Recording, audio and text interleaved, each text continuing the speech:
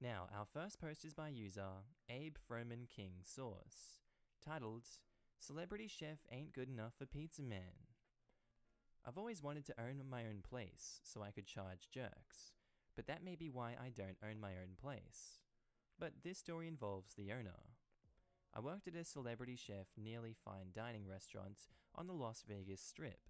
We make gourmet food that doesn't always sit well with the proletariat. One night, we were graced by the presence of the famous celebrity chef himself. He mostly did meet and greets, and all the scary chefs went wobbly in the knees when he asked to see what they were cooking. We had a customer complaint come in during this time, and he decided to fix it himself. We sold pizza, but it was gourmet pizza, not Domino's. The complaint was a common one, that our pizza wasn't like they were used to. I knew there was no way to please these low-rent customers, and was interested to see how an elite chef handled them. Long story short, he remade them 2 pizzas by hand. They had no clue who he was and didn't care they could be starring on TV for all they knew. The guy simply complained the pizza wasn't good enough. He wanted a Chicago thin crust pizza, just like national chain makes. We simply couldn't do it made to order. You can't just make the pizza dough and oven for thin crust magically change from your standard pizza. The guy turned down the first pizza and the 2 celebrity pizzas.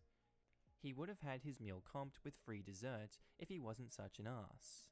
The celebrity owner basically told him he doesn't know crap for cannolis and he can go to Papa John's for his crap pizza, and kicked his ass out. He then turned to all of us watching employees and said, "I own the place. I can do that. Don't you ever bloody do that." What national chain does Chicago thin crust? No idea. He was just asking for a particular style of pizza that we couldn't do, and sent 3 pizzas back for not being the specialty that he wanted. It happened all the time. If you're not used to gourmet pizza, you might think it's bunk. This was 20 years ago. Maybe he wanted stuffed crust from Little Caesars or wherever. Whenever I think of gourmet pizza, I think about thin crust like Neapolitan-style thin crust, where it's almost cracker thin and crispy crunchy. On the other extreme of that, I know a girl actually from Italy that makes homemade pizza that she calls pillow pizza because the crust is thick and chewy, like biting into a pillow. Chicago does have its own style of thin crust, but all the chains within it are local. I don't know of any national chains that have Chicago thin crust. Fun fact, Little Caesars is Detroit-style pizza. I know too much about pizza. Was the celebrity chef Gordon Ramsay? Actually, it was Dr. David Robbins, who runs Wolfgang Puck's 5 Vegas restaurants. No idea why I'm still scared to say his name. For some reason, Wolfgang sounds like a name of a 90s gang that would slick their hair back. It does sound scary to say, lol. Also, who complains about pizza? That crap's my favorite. Our next post is by user Lyndon the Wog 97, titled, Stuck-up millionaire who owes that whole town money gets what's coming. Let me start this post by saying that this story doesn't involve me in any way. It's about the guy who used to own my parents' property. Let's call him Greg. All you need to know about Greg is that he is a stuck-up millionaire who thinks he's so perfect and spiritual, but never pays anyone, whether he gets a loan from the bank, a friend, or someone did work for him. Like, seriously. I could write so many stories about this guy on Reddit from what people have told me, so please let me know if you would like more about him. Anyway, on to the revenge. One of the people Greg owed money to was an earth-moving company. 6 months went by and he didn't pay them. So they drove a truck full of dirt and gravel to his house and dumped it onto his driveway, so that no one could get in or out of it. They then proceeded to call the other earth-moving companies in the area, telling them not to go over there, so that the only way anyone could get in or out was if he paid them. And of course, they made him pay everything he owed them before they moved it. Our next post is by user Irv Elephant, titled, It Only Takes One to Tax the Many. I think this sub is the closest for this story. We are a restaurant that had pivoted during this crisis to provide takeout meals. Mostly pasta meals that come in a tin to heat up at home. We basically portion out the meals into the tins, but if there is extra at the end of packaging, we will put the overage into one meal. Sort of an end of the batch bonus for random people.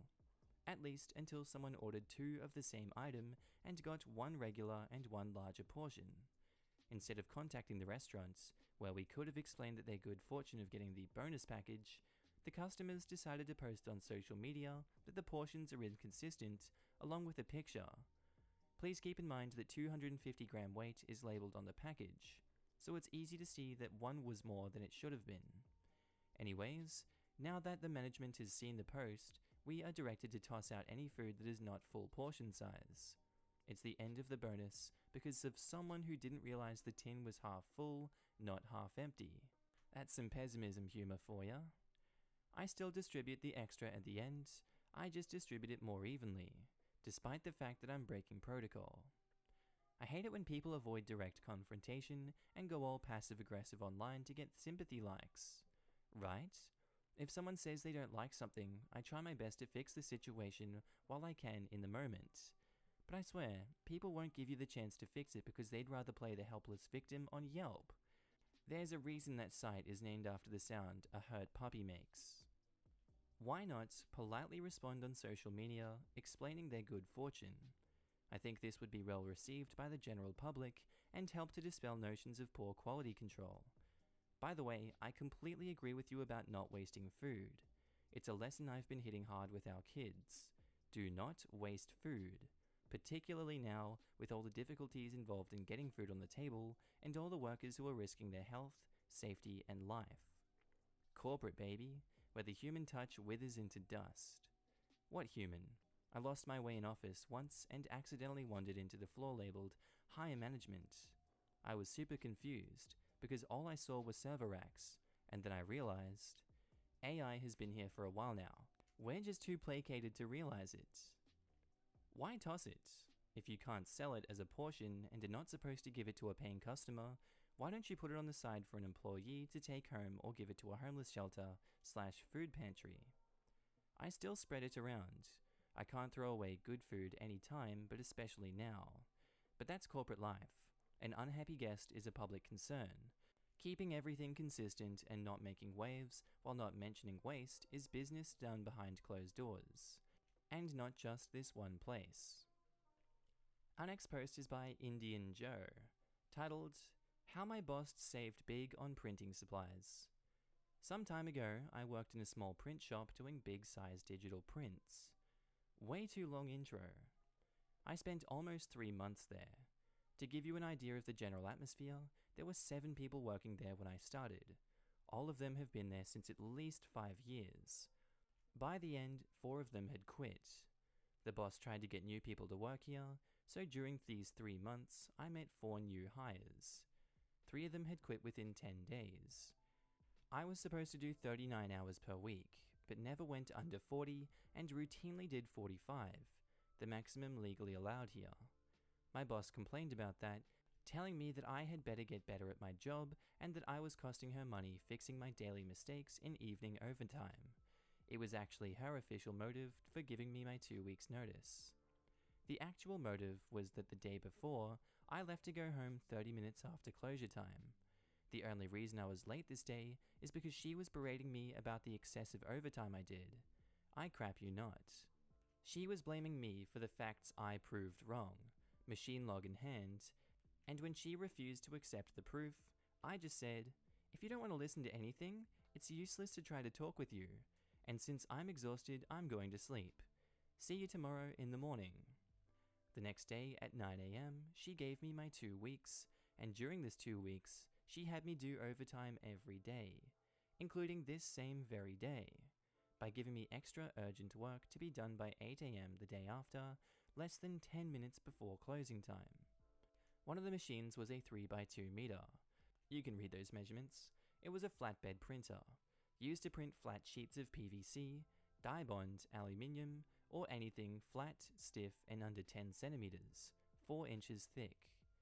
These were supplied in 3x2 meter sheets, but were often cut to size with our digital flatbed cutter. Since it can cut any shape, we often cut lettering or logos, and leftover material had fairly irregular shapes. One of our boss's policies was to never thrash any printing material because we can reuse them and save money and the planet.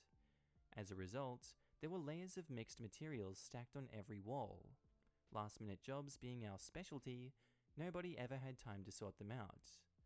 The actual story.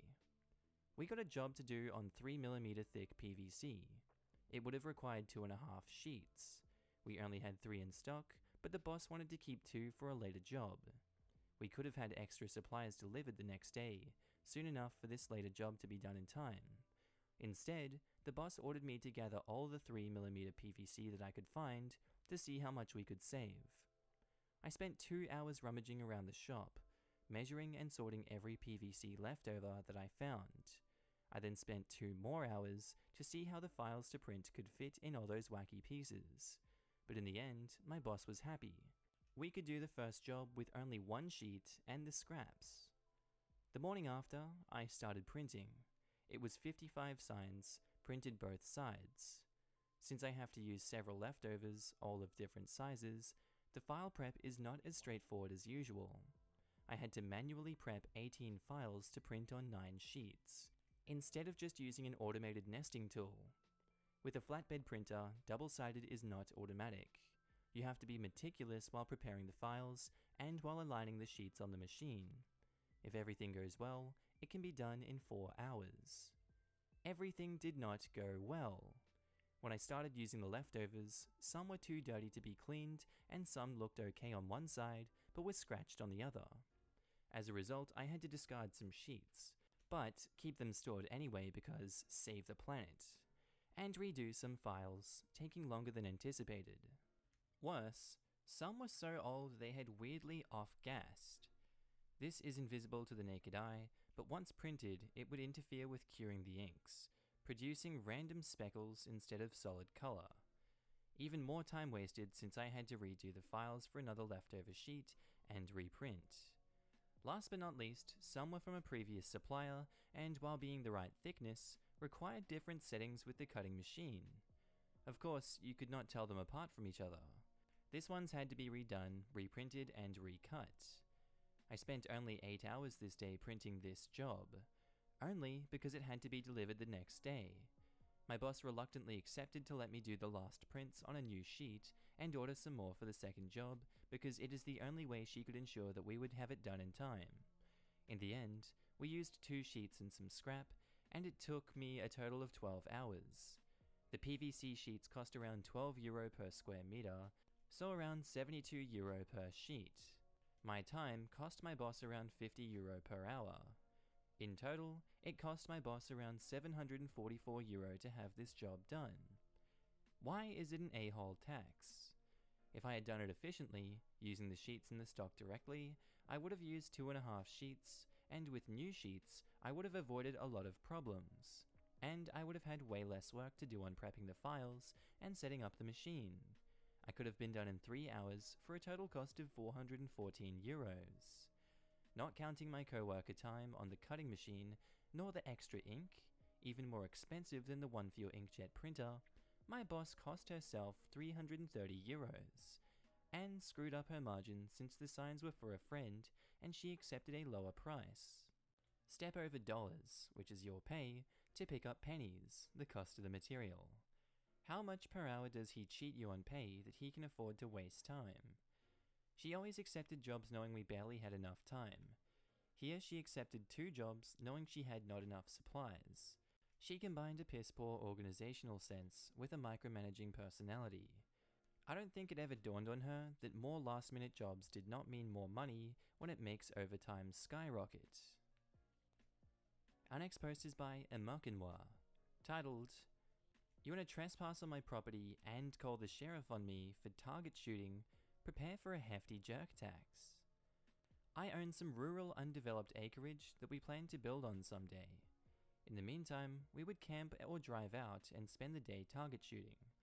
The property is well posted with no trespassing and no hunting signs.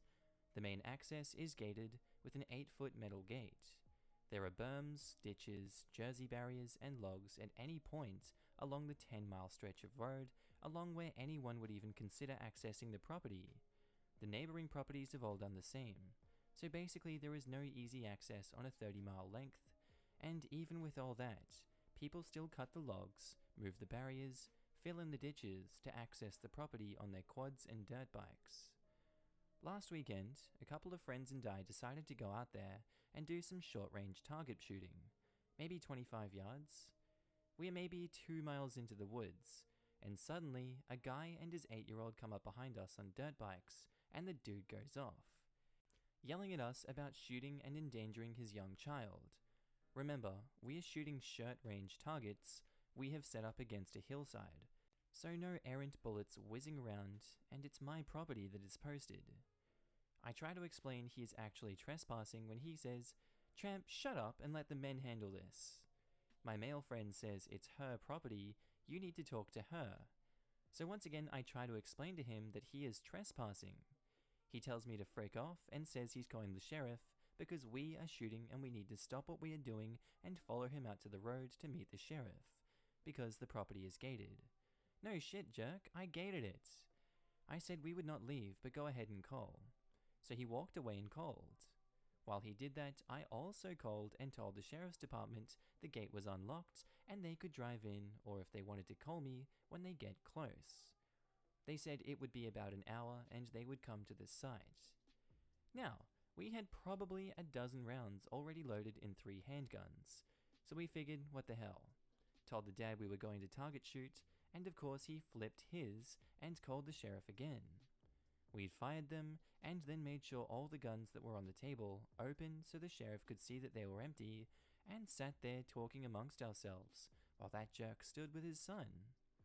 Sheriff shows up, and the guy explains how he and his son ride there all the time. Describes how he cut some logs and used a small Kubota to make an entrance so they could get in. Shows what direction he came from when he rode up and discovered those dangerous shooters. The officer just lets him talk and writes it all down. Then he comes over to us and I show him my ID and my phone where I have pulled up the tax records to show I am the owner and this fine gentleman does not have permission to be on the property. The officer goes back over to the man and gets some information for his report. Asks if those are the dirt bikes that they were riding, and the guy proudly says yes. Then the officer asks where the helmets are. Guy says he doesn't need them on private property. Officer asks if the guy's bike registrations are current. Again, guy says they don't need to be on private property. So the owner asks who owns the property, and that's when the guy realizes things are not going his way. So far, his a-hole tax has cost him a ticket for no helmet and a double amount ticket for the kid not wearing one, 2 tickets for unregistered bikes, 2 trespassing charges, a vandalism charge for the work that he bragged about to access the property, and he had to push both the bikes 2 miles out to the road, and then walk another 3 miles to his truck, plus whatever the cost is to repair the damage he did, making the access and damages for the trail system that he created. If he hadn't have been a jerk, and I would have just told him he couldn't ride there and blocked his access. As for our illegal shooting, the sheriff complimented me on my grouping, which was nice, lol. This was beautiful. My justice boners are at full mast. Always glad to know I have given a random internet stranger a boner. You're a good man, fella. I like the cut of your jib. How dumb do you have to be to not understand that you can't assert private property rights when you're trespassing? He did a lot of work to trespass, so it didn't slip his mind. Also, the sheriff complimented me on my grouping, which was nice. Sheriff sounds cool, he had to enjoy levying this jerk tax. Sheriff just glad he didn't have to do dead trespasser paperwork. Not just paperwork, he'd need to call the coroner and there'd be at least a couple reports asking questions. What a wonderful example that man is setting for his son. I'm glad you and the officer showed his son how to be an adult. Thank you for helping the next generation. You may want to consider speaking to a lawyer about suing this guy for the cost of the trees that he cut down. Tree law is a big deal, and the cost of those trees could be far, far bigger than you might expect. The r/legal advice subreddit is full of posts about people whose trees were cut down, and some of the judgments are higher than the cost of my home. It sounds like you'd have a slam dunk case against this guy based on what he told the sheriff. Already on it. Called my attorney, and I'm actually meeting a guy from a company that does environmental impact studies out there next week to walk the trails that come from the entrance that he made. He was pretty smart about it because you can't really see his handiwork from the road, and he would park on the other side where it's not posted, so people would think he was riding there. We are going to ask for restitution and or file a civil suit against him. Mama don't play around. And our last post for the day is by WhoIam69, titled, "A customer gets a $500 tax on an $8 meal." Just found this sub, and now I have a place to share one of my favorite stories. I work at a famous chicken chain that is known for our politeness. At my store, we offer free meals to police officers in uniform who eat in the restaurant. My coworker greeted this customer and asked for his order.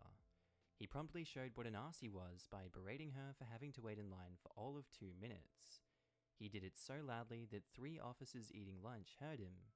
He used very foul language and took 4 minutes to do so before placing his order. Strike 1 for him. He then showed his next move by camping out in a booth and making a mess that I only expect from large families with multiple small children. This included throwing his trash on the floor in plain view of the officers. Strike 2. He then went to his car and started throwing what seemed like an ocean of old fast food wrappers and cigarette butts out of his car into the parking lot. This was strike 3 for him, as this was littering. All 3 officers went out and made him clean up his mess and wrote him a ticket. Where I live, littering carries a $500 fine, and if he contested it, the judge could tack up to 60 hours of community service. So, this guy ended up paying $508 for his lunch. This man deserves some community service. I'm thinking maybe a week or so cleaning toilets at Chick-fil-A? Chicken place? Nah, just as a former employee of said polite chicken restaurant, their toilets are decently clean. Make him clean at taco time or Chuck E. Cheese. This is why I make my kid help me clean up every bit of mess he makes in restaurants. He can't help making messes. He's 5 and utensils are tricky with small hands and poor coordination. But he can be aware of his impact on the world and help make it better. I agree. I show my kids how to clean up and I explain it.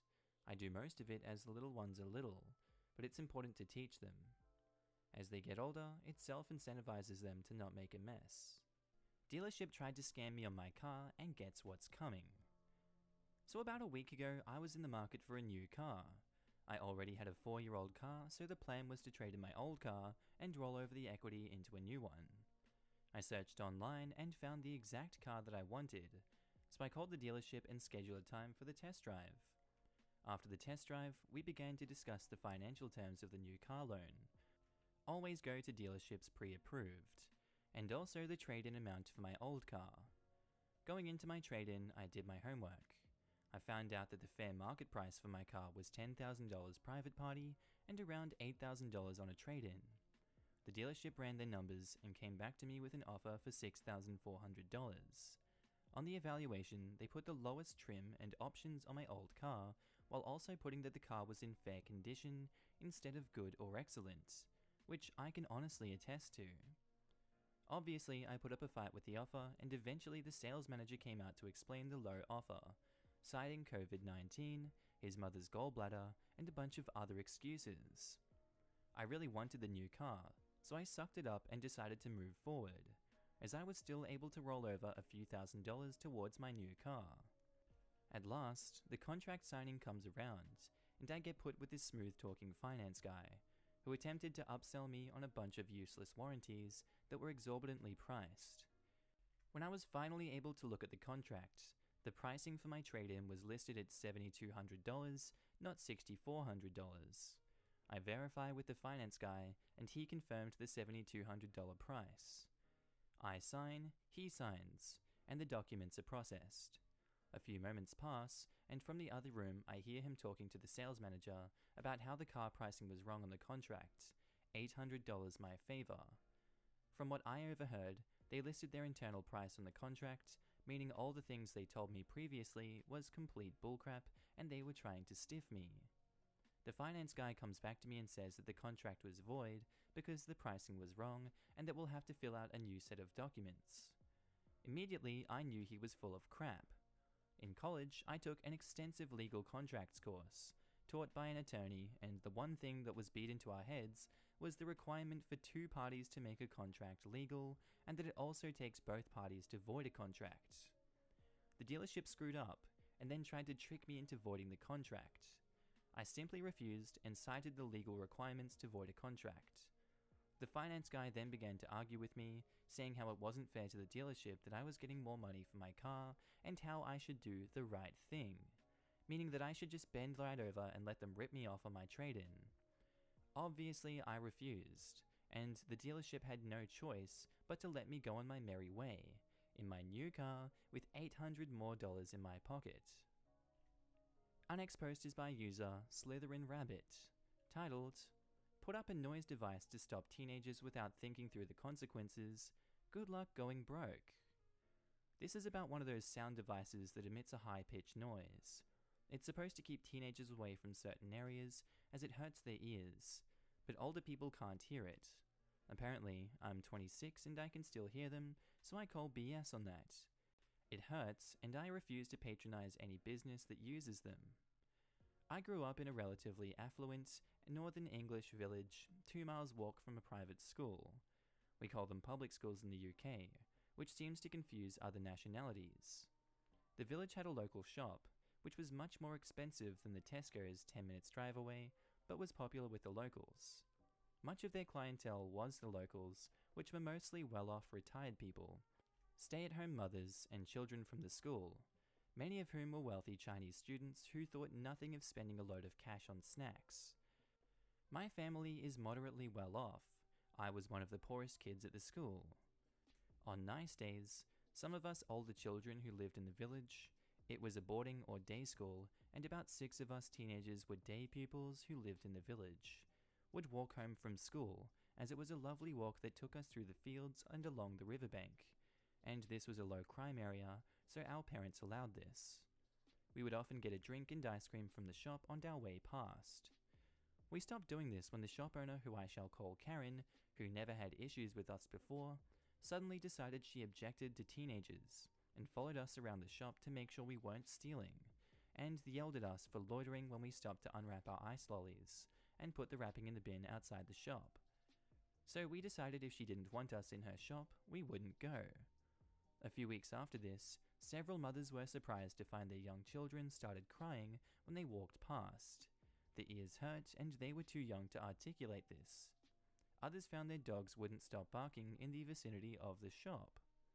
One of my friends had the idea it was a sonic device when she heard about it and mentioned it to her mother, who apparently confronted Karen, who smugly admitted it. She thought it was very clever to keep teenagers out. There were 6 teenagers in this village. Even if we were being difficult, and we weren't, it was overkill, when she could have complained directly to our parents. It did keep us teenagers out, but this went around the village quickly, like any small community. The mothers whose young children had been reduced to tears were furious. Anyone with a child or dog automatically stopped shopping there to avoid causing pain to the child or dog. I would estimate 75% of the village had a dog and didn't shop there when alone because they were angry at Karen for causing that pain. The woman who lived next to the shop called the police because her children couldn't use their garden as the sound travelled. Karen was ordered to take it down, as the sound reached private property, not because it was causing pain to children, which still bothers me, and she was fined quite a lot. I think it was like £10,000. But this was 10 years ago, and I may be misremembering. I know she didn't take it down when first asked politely, often the first step before police take action, and they had to force her, and then there was some back and forth, but I wasn't privy to the details. The device was gone, but no one went back to the shop. She had been so hostile and smug about her brilliant idea, ignoring complaints from parents and dog owners, that no one wanted to give her money. The shop became a ghost town for a month or so, then she shut down. And then she got drunk and ranted at the town fate about how no one supported local businesses anymore. She was a normal person until this happened though. It's weird. As for the teenagers thing, she had known us for years, so the sudden 180 was weird. I would have blamed the boarding students instead, but they were escorted by a teacher when they came once a week. Edit. In answer to some comments, this didn't happen overnight. There were 3 or 4 days before people realized what was happening, and then another few weeks, maybe a month, before she was forced to remove the device. She was asked nicely first and refused. It took time to get the relevant paperwork to force her to do it. Can't remember the details here.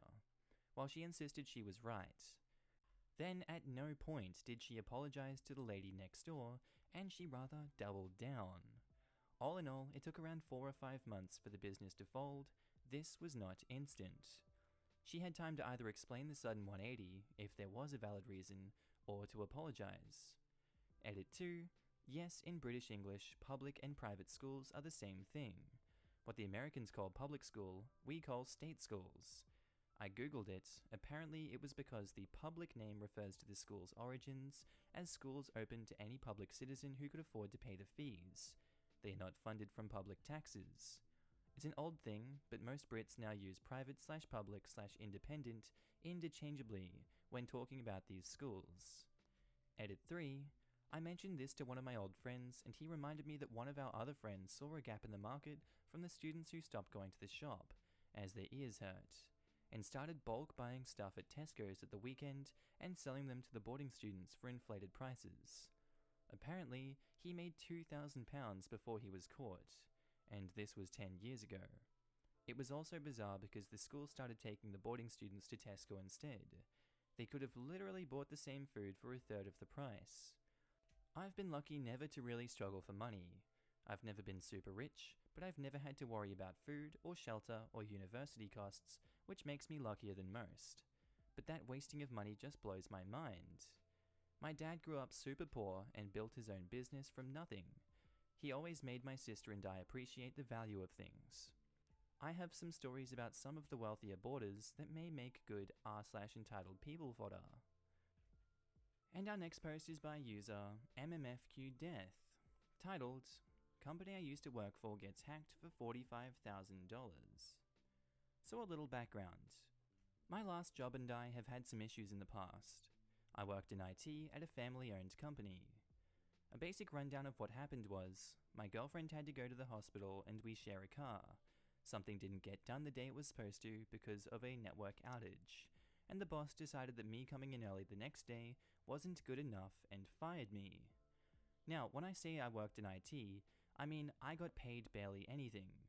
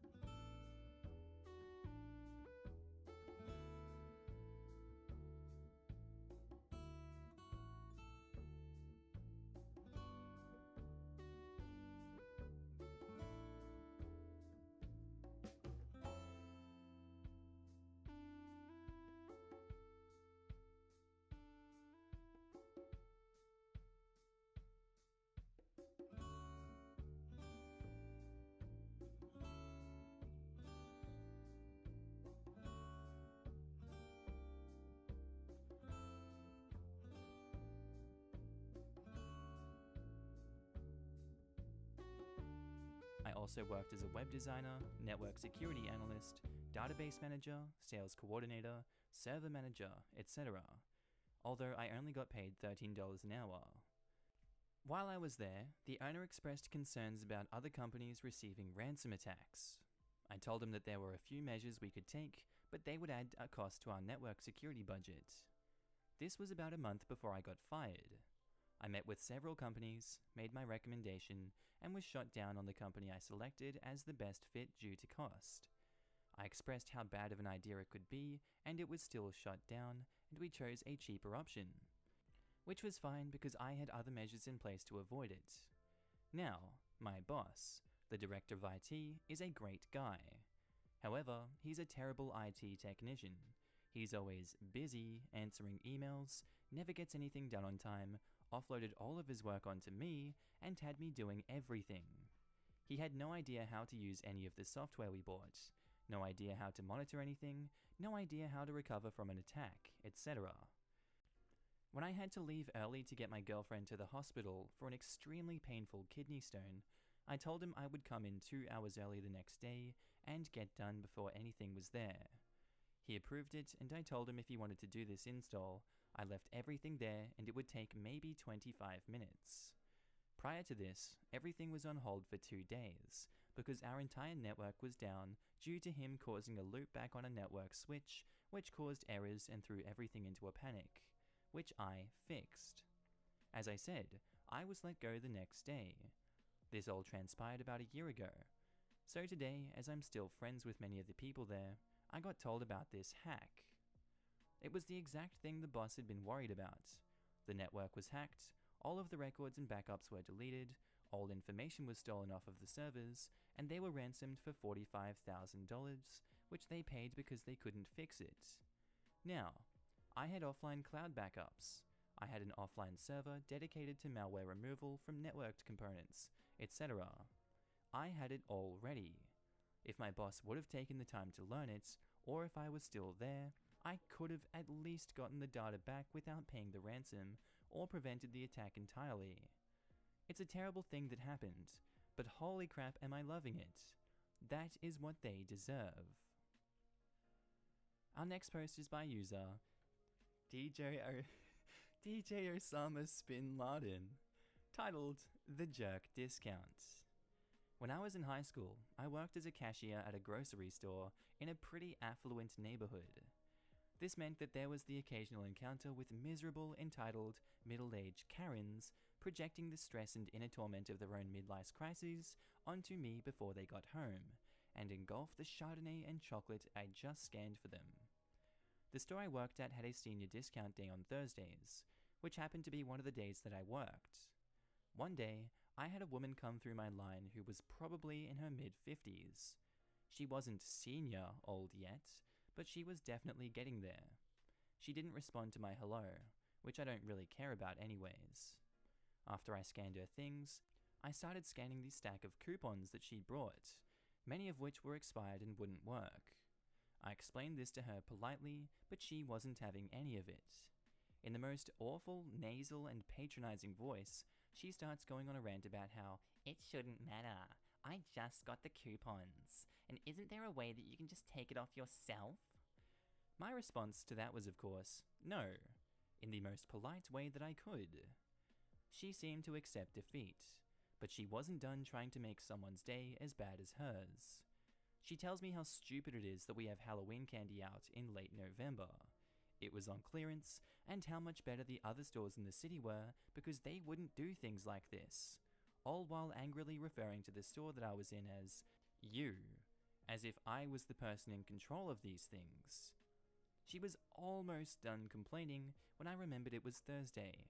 I immediately typed the code in, and the words senior discount 10% appear on the screen in front of her. Upon seeing this, her expression very quickly changed from that of a smug, entitled narcissist to someone entering the throes of an existential crisis. She turned red in the face as she put her card in and went to grab her cart. I wished her a nice evening, and she left without saying a word. Moral of the story: if you want to exact revenge on a Karen, make them feel old.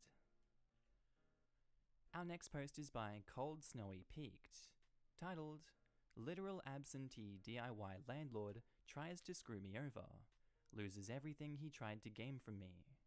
Once upon a time, when I was young and single and found myself flush with a surplus of cash, I decided to embark upon single male living and found a townhouse for rent in an HOA community that seemed like a pretty decent deal.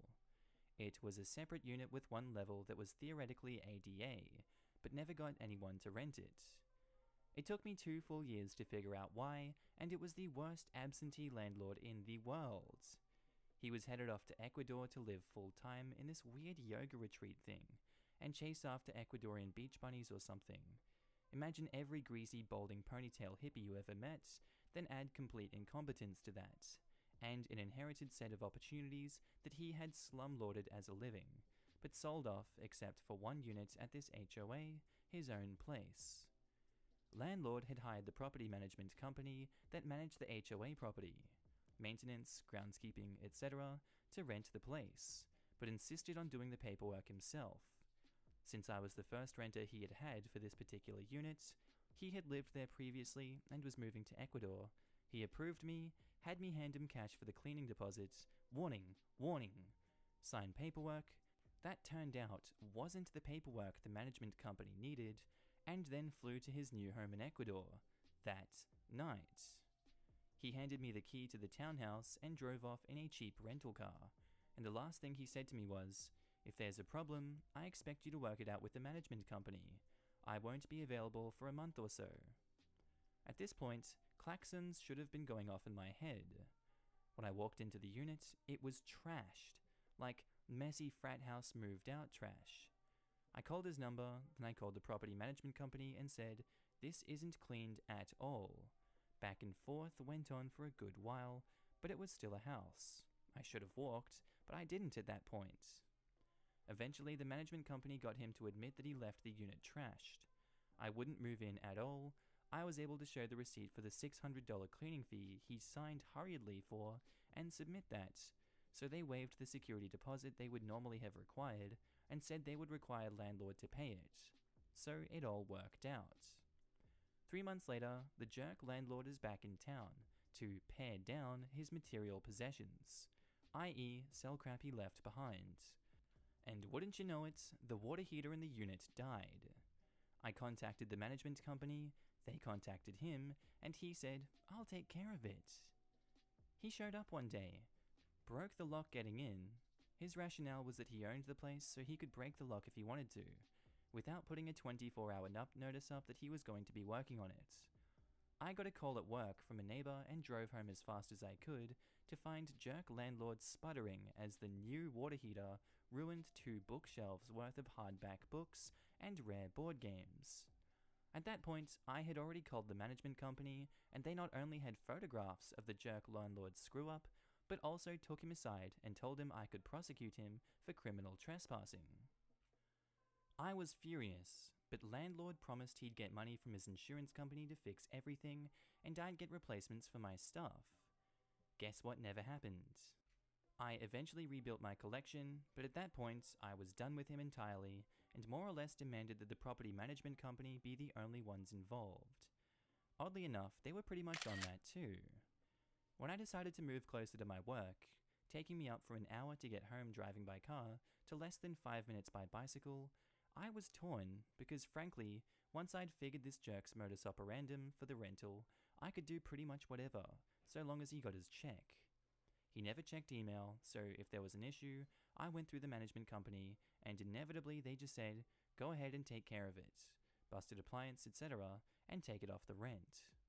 He always sent screaming emails, threatening to evict me if he didn't get his full rent payment because he had a crappy building.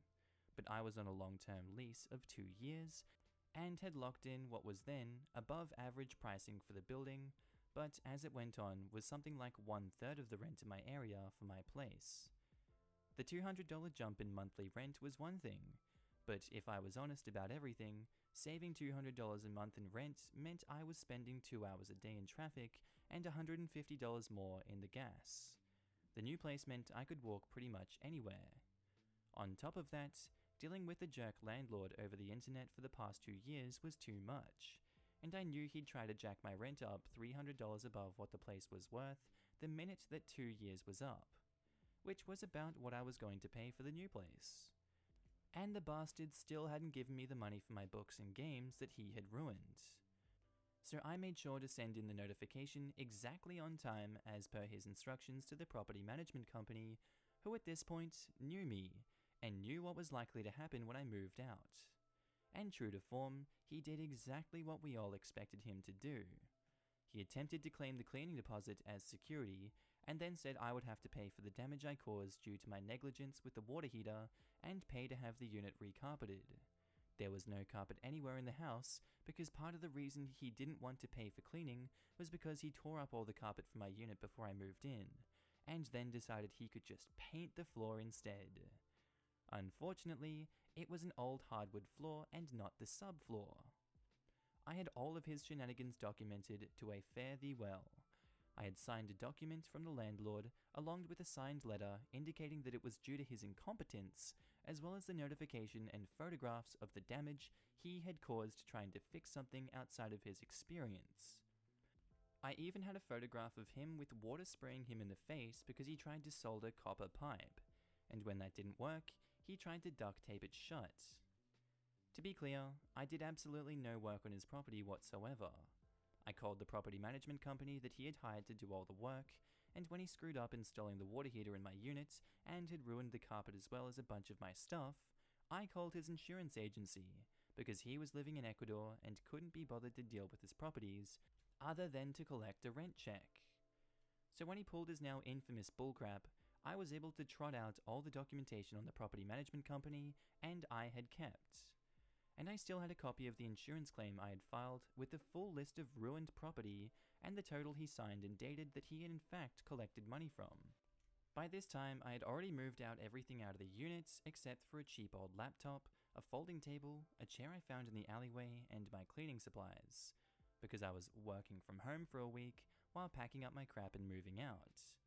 I sent him an email with the management company CC'd, but also CC'd a friend of mine who worked at a law firm at the time, as the front desk receptionist, but the domain was a well-known law firm in my city and had handled the landlord's divorce once upon a time. The email, in legal terms but TLDR, said, "So, should I send this letter of demand to the insurance company?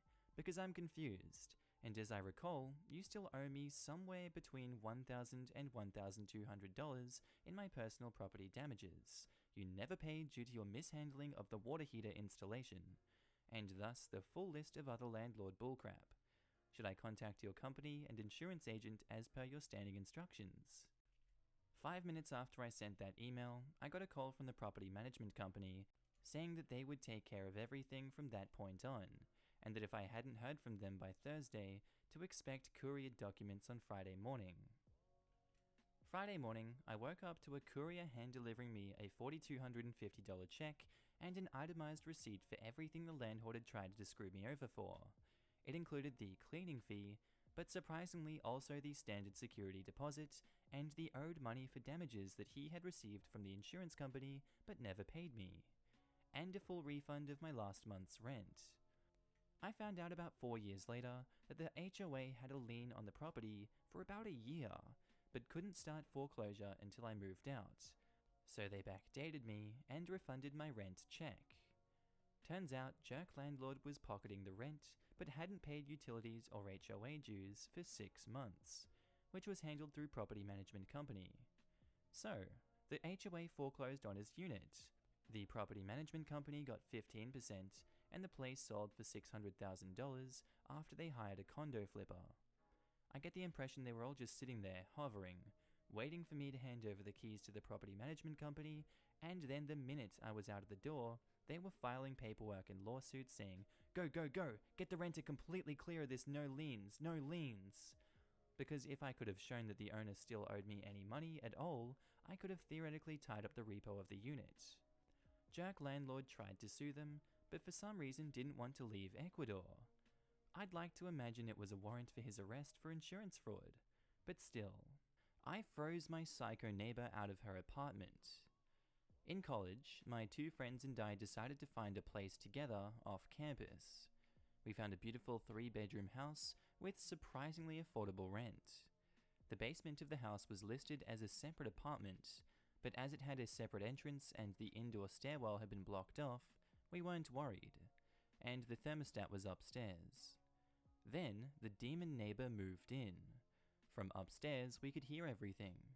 This adult woman would call her mother and scream at her to pay for her cell phone bills and give her grocery money, aka Taco Bell and cheap tequila. She would scream at whatever guy she was sleeping with to bring her meth, and one day she brought home 3 puppies to scream at too. We were terrified of this woman, and the noise was hell. Also, we'd been idiotic enough to sign a lease stating we were responsible for all utilities, period, meaning we were now financing her gas, water, and electric. But with only 2 months left on the lease, we thought we could just ride it out. But then she started smoking, constantly. According to the landlord, she had quit for good when she had signed the lease, but for good only lasted 2 days. Since it was winter, the heat was running nearly 24/7, and the smoke was wafting up from the vents. Our apartment and all our belongings began to reek with smoke. We contacted the landlord because we'd signed for a bloody non-smoking apartment. He told us we lived in a state where you could technically call an apartment non-smoking, even if it shared ventilation with the smoking apartment. Screw you, leasing laws. At this point, my 2 roommates were heading out for a 2-week vacation. They were online students while I was residential, leaving me alone in the apartment with the demon smoker in the basement. I couldn't sleep or eat because my idiotic stomach decided to react to all the secondhand smoke by aching and cramping constantly. After 3 days, I was a little insane. I made a plan. I checked the forecast, lows in the 20s all week. I borrowed a friend's ultra-insulated sleeping bag. I bought one of those ski masks with the holes in it from your eyes and mouth. I got out my stocking cap, my silk-long underwear, my woolen socks, and my down parka. I bought tea, hot cocoa, and ramen, and prepared to live off of a diet of hot liquids. And I turned off the fudging heat. Day 1, she's screaming at her mother for forcing her to move into this frozen crap hole of an apartment. Day 2, she's screaming at her boyfriend, or meth dealer, because he won't let her move in with him. Day 3, she's screaming at the landlord about how she's fudging freezing. Day 4, the landlord is at my door. I greet him in full ski mask, parka, stocking cap array, looking like I'm heading out to rob Santa Claus at the North Pole. He asks me if I don't find it a little chilly in the house. I reply, I had found all of that cigarette smoke a little warm. Day 5, she's screaming about the bitches upstairs to anyone who will listen, and I'm sitting upstairs clutching my car keys and my pepper spray with 9/11 typed into my phone. She finally decides she's fudging leaving and moving in with Greg, even though he just got out for stabbing Travis and he lives with that fudging creepy house in the woods with all those jerk-biting dogs. Day 6, she's gone. I silently bless Greg. Moral of the story, there's a bloody reason the rent seems too good to be true. P.S. For those wondering, I did have a friend who worked plumbing stop by to give me some advice about how low I could go before I burst water pipes to hell and back.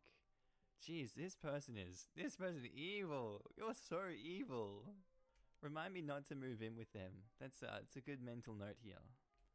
Alright, gamers, our next post is by Call Me Swellington, titled, The Girl Friday with the PhD Takes Over the Business from Ungrateful Owner. This is a long tale. It is also a textbook case of why you don't abuse loyal associates. So my spouse was the second person hired at a consulting company in a very specialized industry. In her 15 years with the firm, it grew to a respectable 3-office, 8 to 10 employees at each location, entity.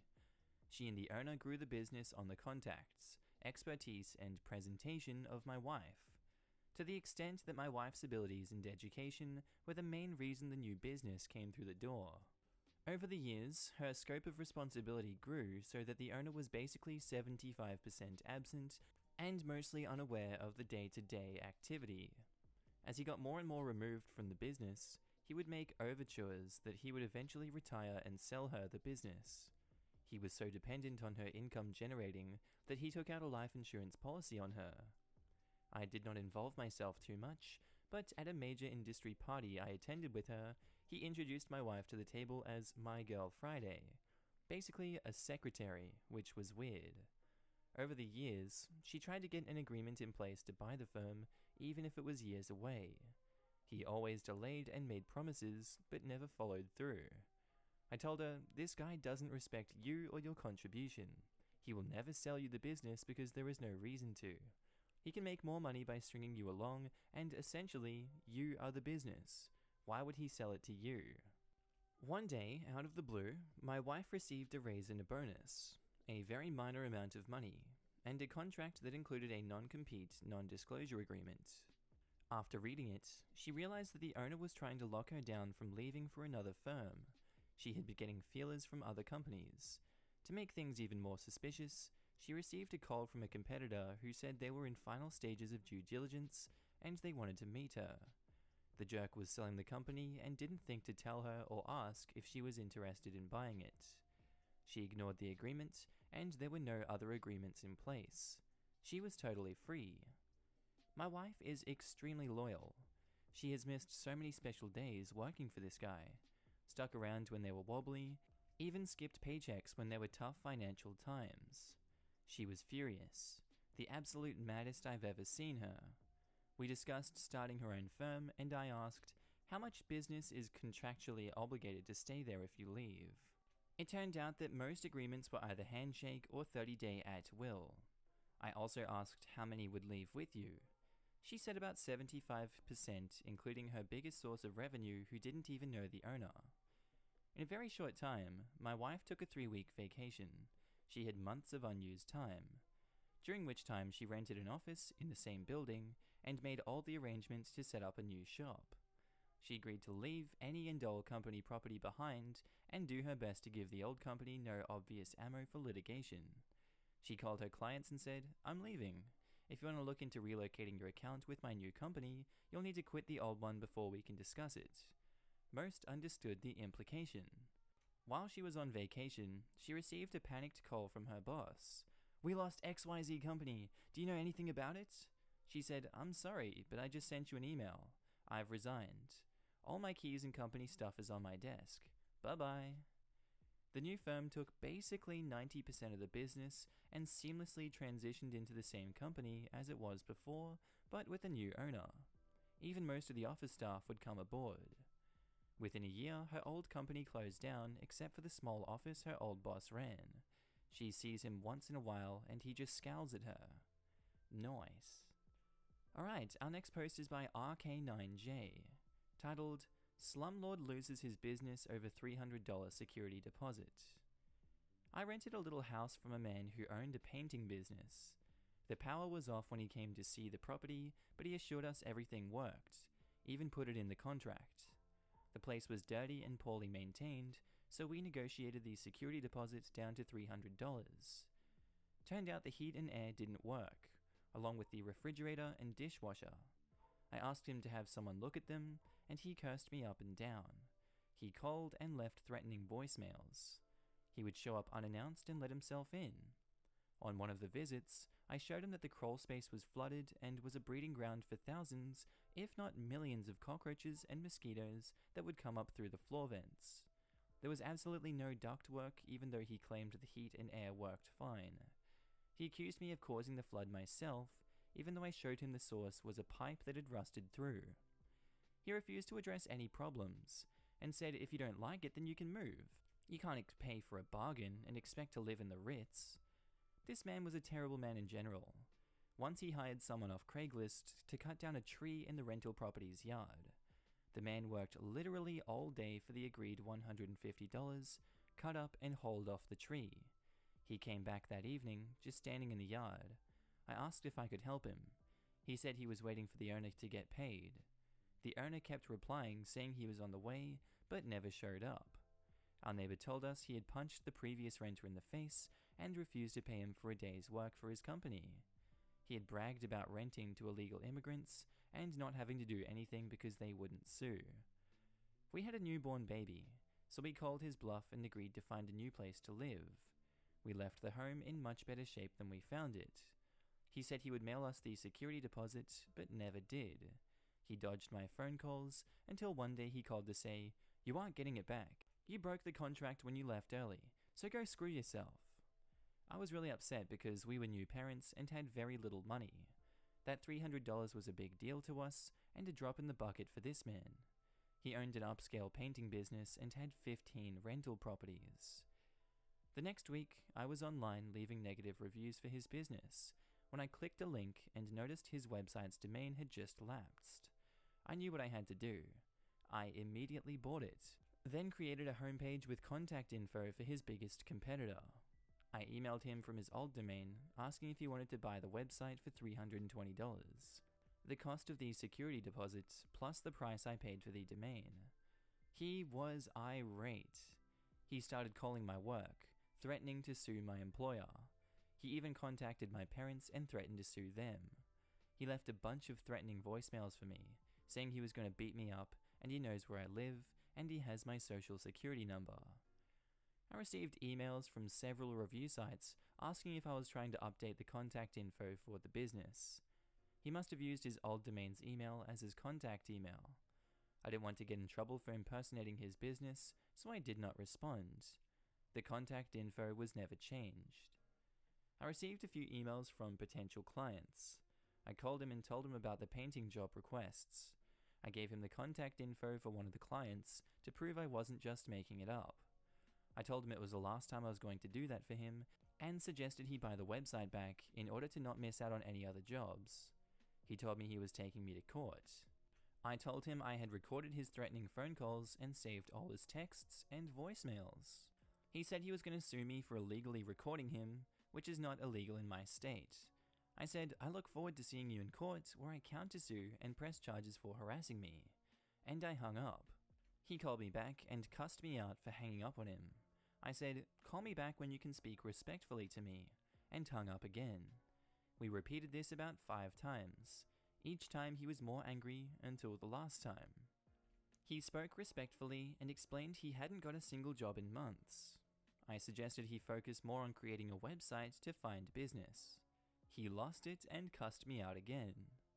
6 months passed and he still hadn't bought the website from me. I get a call from him begging me to do the right thing and give him the website back. I told him the current price is $350. 6 months later, I get another phone call. I told him the current price is $380. Eventually, he texted me to say, "I went out of business. I hope you're happy." I responded, "I hear having a website really helps your business. $380 and it's yours." He told me what a terrible person I am and said, "Calm as a beer." I responded, "Maybe if you stopped trying to rip people off, your karma wouldn't be so bad." That's the last time I ever heard from him. The major business listing site confirmed his business did indeed close. I renewed the domain for another 2 years just in case he was bluffing. A few months later, I drove by his office to see if it was still there. It was empty with a "For Rent" sign posted.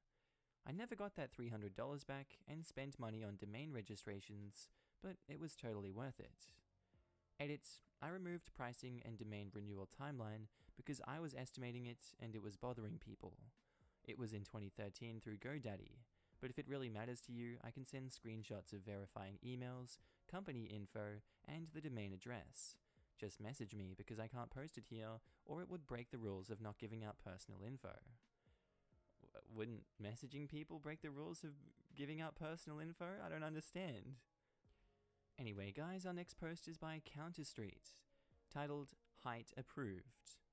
I originally posted this in malicious compliance, but I think it belongs here too. This isn't my story, but my parents'. It was probably the first time I witnessed malicious compliance, and I still remember it well.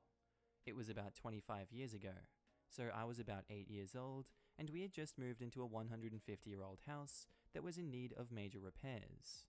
My dad, thinking ahead, knew he would need a large garage and workshop to really get started on the renovations properly. On the edge of our yard was an ancient barn that was falling apart and needed to be torn down. My dad figured this was the best place to build his new workshop, so that was the plan. We had met and were on good terms with all of the neighbors at that point. When the plans for the new workshop were finished, My parents went around to all the neighbors as a courtesy to show them the plans and get their blessings.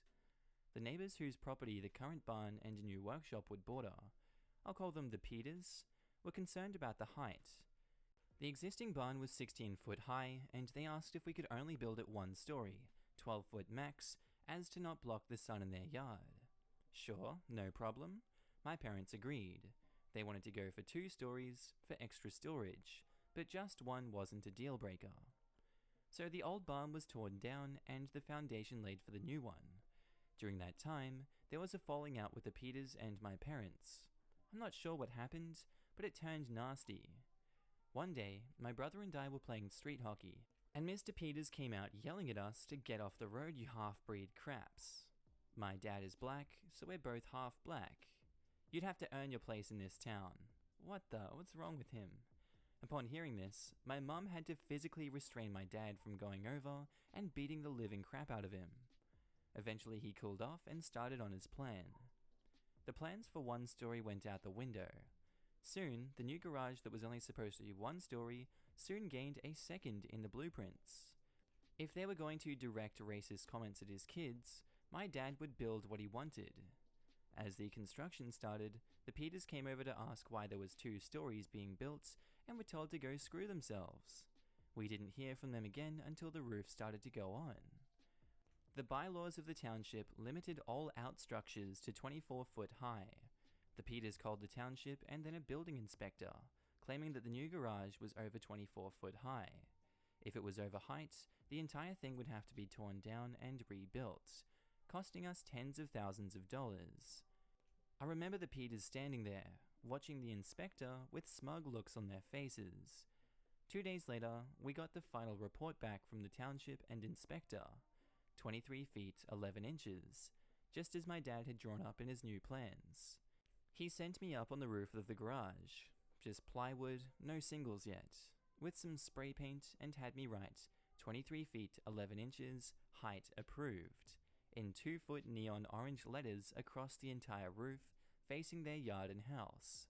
Not only did the garage block all sunlight from reaching their yard, but my dad waited until everything else was done before he shingled that side of the roof. They had to stare at those neon orange letters for almost 3 years. We didn't hear a peep from them for the next 10 years until they moved. Rightio, and our next post is by user MadBruh3991, titled Pastor Lies, Cheats and Steals. He gets exactly what he deserves. If you want to read on YouTube, that's okay with me. You can call me Caldra or OP, as my username is not easy. Thanks, Caldra.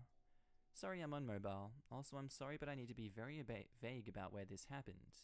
That's alright, Caldra. Love you. The cast: Pastor Bob, not real name, contractor, and me, Caldra, or OP if you want. It's fine with me, Caldra. You Caldra. Setup: I have been a computer technician for more than 15 years. I have worked on all kinds of computers. Everything from tiny point-of-sale computers to large rack server computers. I had been attending a new church to me.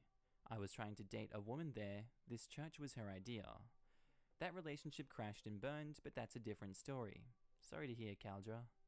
Now, we can start. It was about 5 years ago.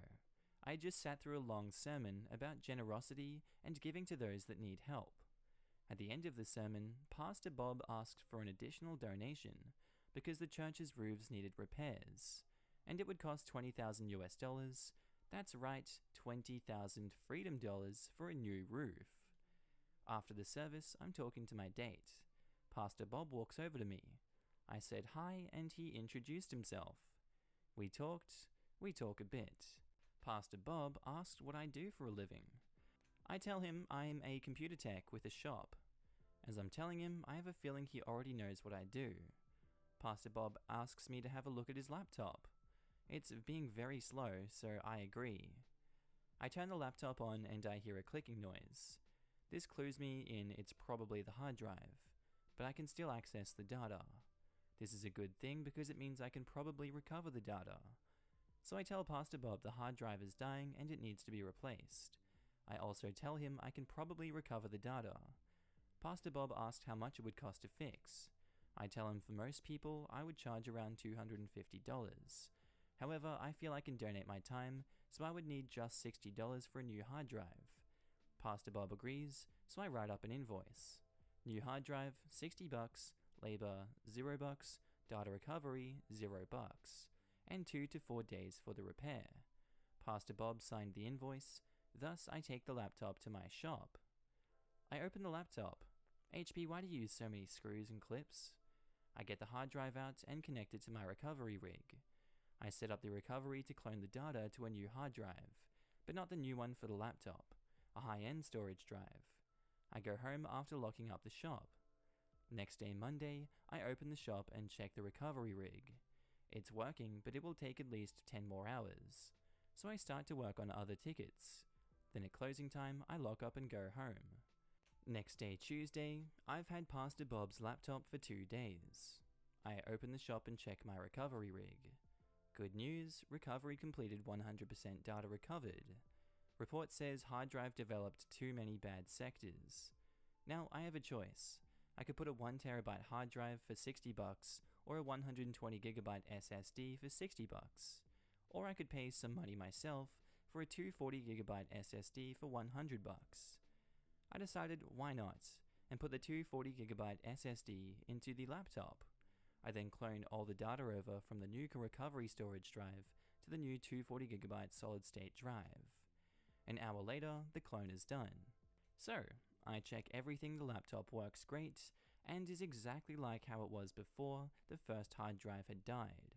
Even the logins still worked. Therefore, I call Pastor Bob and tell him his computer is done. He says that's great and he will be there soon to get it. About 45 minutes later, Pastor Bob walks in. I show him his laptop working and much faster. He loves it and signs the pickup form. He then pays me with a check for $60. It's important he paid with a check. I do a bank run on Monday and Friday, so that Friday at the bank I am informed that Pastor Bob's check is void. What? Why? Pastor Bob had placed a stop payment on the check. Consequently, I called him and he ignored my call. I go to church on Sunday. Pastor Bob gives a sermon about not lying. I walk up to talk to him and he avoids me. So I leave and decide I'm going to write it off. I spent $100 and some time to do something nice. A few weeks later, a customer walks in looking for a new computer. To welcome him, I offer him a drink and go over his options. I'm chatting him up and he tells me he is a contractor. He mostly does siding and roofing. He is thinking about offering solar, that's why he is getting a new computer. I ask how much does a new roof cost? He says up to about $10,000. So I ask him why would someone say $20,000? He had no idea. I thought it was strange. I asked about the church. Contractor said it would have been simple and about $5,000, and he could probably do it for less. Contractor buys a nice new laptop. Sorry the setup took so long, the revenge starts now. Something about what the contractor said bugs me later. Why would Pastor Bob lie and say $20,000 for a new roof, and why would he stiff me for $60? I then remember I never cleared the recovery rig storage drive. I check and there it is, Pastor Bob's laptop data. I look around. It's slow and I'm all caught up on repair tickets. Fittingly, I looked around a bit. He had all of his logins stored in a folder on the desktop, including his online dating logins and online poker. Did I ever mention Pastor Bob is married? I start printing his online dating messages. I look back and find Pastor Bob had been adult hugging several women from his online dating. He had been paying for his dates from the church's donation fund. I'm getting angry now. Then I realized he had adult hugged the woman I was dating when I was dating her. Jesus Christ. It was then I decided to break Pastor Bob. I printed out all his dating messages and the women he adult hugged for the last 6 months, except I refused to print the naughty pictures. It was an impressive packet. I then decide I need copies of the packet. Therefore, I order 100 packets printed from a major online printer. A few days later, my order of revenge packets arrived. These revenge packets are amazing double-sided, staple-bound with a cover with Pastor Bob's face on it. Now the conclusion, and I think it's worth it. This church had a calendar of what the sermon might be about. A perfect Sunday was approaching. I go to church that perfect Sunday. I show up a bit late. Everyone is in the church, so I put a revenge packet on each car. I have a few revenge packets that are in yellow envelopes. Fittingly, I put them in the mail. I sent one to all the high-ups in the church, and I sent a special packet with some of Pastor Bob's naughty pics to Pastor Bob's wife. I set the return address to the church. I also emailed a bunch of people the revenge packet from a burner email. A couple weeks later, after I went back to the church, Pastor Bob was gone, so was the wife. Several of the women were also gone, including the one I was dating. I asked one of the important people there what happened. The answer was amazing. I was told about the revenge packet and how everyone had gotten one. The day my revenge packet appeared, the sermon Pastor Bob had given was about the evils of adultery and cheating on your wife. Thank you, church calendar. The fallout. Pastor Bob was fired and shunned. Multiple women from the church have not returned, including the one I was dating. Pastor Bob's wife is divorcing him, and she is the one that owned the house and the cars. No longer Pastor Bob is now being sued by several people, including the one that fixed the roof. He never paid any of them. There were also rumors of a criminal case of embezzlement. No one has seen Bob in a while now. The church might close if they can't find a new pastor, but the church's money is very low. Apparently, he also spent over $30,000 on online gambling. TLDR, Pastor lies, steals and cheats on his wife with multiple women, gets found out and doxxed, gets fired, divorced and arrested, and no one knows I did this to him. Notes, because you might ask. It's quite possible that several of the very young children and babies at church were his, but I cannot confirm this. I have no idea where Bob is now. I would think still in jail. Edit, thank you so much for the awards. It's amazing. Alright, that was a sick story. Thank you for that one. I really liked that one. Pro-revenge aside, what are the legal ramifications of taking a customer's data and giving it out without permission? I'm all for what you did, but also you don't want to give Pastor Bob a means by which he can come back to you with a lawsuit that you can't win. That is a good question. I see it as when he stopped payment on that check. He voided any privacy protection I would have given. I don't know if that's how the courts would see it or not. Right? If he didn't actually pay for a service, is he still considered a customer? Or did Bob just give his computer and all of his personal information to a guy he knows from church? What are your legal obligations as a professional if you're not being paid for your service? And didn't OP technically pay for that information since he paid $100 for the new hard drive for the laptop? So many questions. Fire me before I quit? I ruin your life. Since I'm still in school, I took a job at a bakery of types which I won't name. The place has bread in the name but also sells overpriced salads and sandwiches. I worked there for close to a year, where I had this boss named Betty. Not her real name, of course. Betty and I didn't get along whatsoever. She had gotten the previous general manager to quit because she had an affair with him and threatened to tell his wife if he didn't leave. He quickly left the job and she was promoted to the position. I didn't like her, but I have to respect the dedication to be the general manager of a small-ass store. When I first started working there, I was respectful, but she would do things that would get on my nerves. For instance, I would clean all the places I would be hired to do, and once I was done and relaxed for maybe 5 minutes, she would run out of the manager's office screeching, "Why aren't you working?" I would tell her, of course, I did my job, and as a cashier, if nobody is there to help, then I didn't have anything to do. She would glare at me, then I would see her accidentally drop an entire pot of brewed coffee onto my freshly mopped floor for me to clean. So I learned quickly to always look busy. Once she realized that I wasn't going to kneel and kiss the ground she walked on, she started dropping my hours. The store ran on a Game of Thrones type politics for who got promotions and raises. Somehow all her friends were managers and would bully the rest of us. She barely was at work. She would drive to my job clock just in case corporate decided to check her hours. So she was essentially stealing hours. When you clocked in, it printed out a small piece of paper telling when you clocked in. she would just drop them on the floor for me to clean up. I usually would pick them up and stick them in a pocket. So this led me to finding petty clock in and out stubs in my pocket at my house. This will be important for later. Did I mention that she was super racist? She was white and most of the staff were my fellow high school peers, who were all mostly people of color. One day at work, she walked out and told us, "When you're on the clock, I own you." When we all reacted to look at her, she backpedaled and was like, "Oh, I didn't mean it like that." This will be important for later. So after a while, I got sick of practically begging for hours, so I went to my current job, but decided I merely wanted to drop my hours, which were already barely a day a week. But suddenly, when I got my new job, she scheduled me every single day of an entire week. She never did that even when we were on semi-good terms. So I obviously told her I had a new job and couldn't do this. After that, I went home and called my friend, who was still working there, to tell him I was going to quit tomorrow. He has a bad habit of putting his phone on speaker when he's cleaning at work. So Betty overheard this, obviously.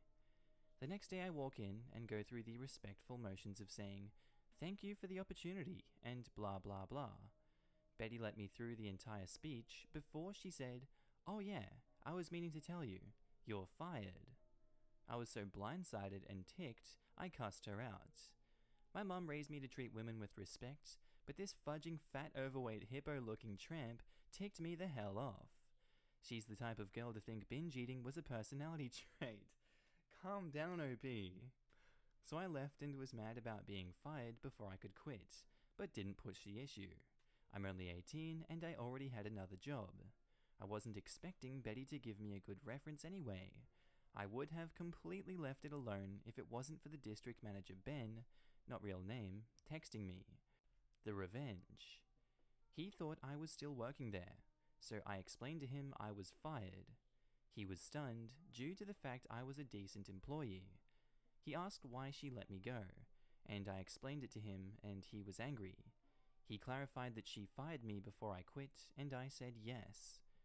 He was ticked that she did this, and asked if there was anything else she might have done. I kind of just vented to him for a bit. When I told him about the racist remark, he asked if anyone else would collaborate with me. I forgot to mention that she slowly fired and forced people to quit and replaced them with her friends and family, which, according to company policy, she couldn't do. Something about conflict of interest. Yeah, you don't say. I asked all the people who were working that day if they could, and a few said they would say they did. But one did even better. My one co-worker Andy is convinced he's the next big vlogger, so he always has his phone out or just using audio recording for hours for a chance to catch a funny clip. I've watched his content and let me just say it's super cringe.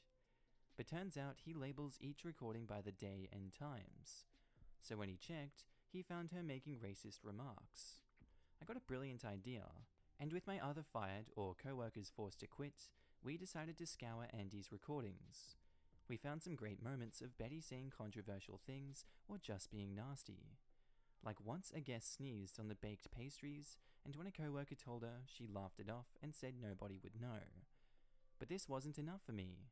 I try to avoid conflict, but when I'm in a situation, I'll follow it through. I looked her up on Facebook and found out she was married. Nobody knew this, so when she had the affair with the other manager and basically blackmailed him, she was also married and cheating. I don't think anyone ever cared enough to find out because she was a nasty old lady. So I found the old manager's Mark, Facebook, and found out he and his wife were separated. Turns out even after he quit, Betty was still trying to blackmail money out of him. When he didn't, she told his wife anyway, causing his wife to divorce him and basically leave him to go back to live with his parents. I did some research, and in my state, blackmail or extortion is a third-degree penalty, which has a max of 7 years in prison with a fine over $10,000 to the victim. So, I told the old manager what my plan was for her. He agreed to call the cops on her, but I asked if he'd wait until I'd finished my part first. He said he would give me a week. So I met with the district manager Ben and showed him all our evidence. The recordings and the written statements from the other ex-co-workers and people who were still working there. I also gave Ben the slips of paper when Betty clocked in, and then left and returned 8 to 10 hours later to clock out.